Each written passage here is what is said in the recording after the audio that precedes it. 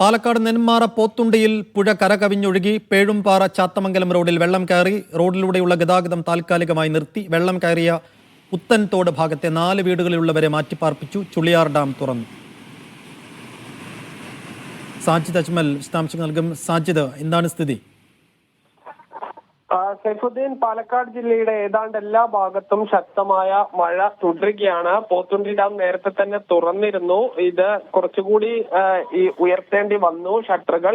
ഇത് കൂടാതെ ഈ ശക്തമായ മഴയിൽ ഈ പോത്തുണ്ടി പുഴയിലേക്ക് നീരൊഴുക്ക് വർദ്ധിച്ചിട്ടുണ്ട്. അതുകൊണ്ട് തന്നെ വലിയ തോതിൽ കരകവിഞ്ഞ് ഒഴുകുകയാണ് പോത്തുണ്ടി പുഴ. ഈ പേഴുംപാറ ചാത്തമംഗലം റോഡിൽ വെള്ളം കയറി. റോഡിലൂടെയുള്ള ഗതാഗതം താൽക്കാലികമായി നിർത്തിവെച്ചിരിക്കുകയാണ്. വെള്ളം കയറിയ ഭാഗത്തെ വീട്ടുകാരെ സമീപത്തെ മറ്റ് വീടുകളിലേക്ക് മാറ്റി പാർപ്പിച്ചിട്ടുണ്ട്.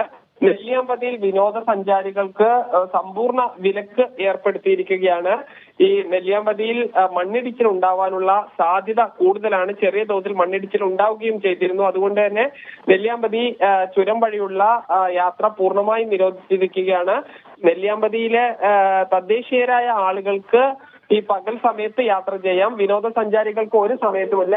രാത്രിയും ഈ നെല്ലിയാമ്പതിയിലെ തദ്ദേശവാസികൾക്കും രാത്രി യാത്രയ്ക്ക് നിയന്ത്രണം ഉണ്ട്. ഇതുകൂടാതെ അട്ടപ്പാടി അടക്കമുള്ള മലയോര മേഖലയിൽ അതിശക്തമായ മഴ തുടർന്നുകൊണ്ടിരിക്കുകയാണ്. പല സ്ഥലത്തും വൈദ്യുതി ബന്ധം പൂർണ്ണമായി ഈ തടസ്സപ്പെട്ട അവസ്ഥയാണ്. ഈ പ്രധാനപ്പെട്ട എല്ലാ ഡാമുകളും ഈ ഷട്ടറുകൾ കൂടുതൽ ഉയർത്തിയിട്ടുണ്ട്. മലമ്പുഴ, അതുപോലെ തന്നെ കാഞ്ഞിരപ്പുഴ, ചുള്ളിയാർ ഡാം ഇന്ന് തുറന്നു. പോത്തുണ്ടി ഡാം നേരത്തെ തന്നെ തുടർന്നിരുന്നു. ഇതുപോലെ ഇനി മഴ ശക്തമാവുകയാണെങ്കിൽ കൂടുതൽ ഷട്ടറുകൾ ഉയർത്തേണ്ടി വരും എന്നൊരു നിർദ്ദേശം കൂടി നൽകിയിട്ടുണ്ട്.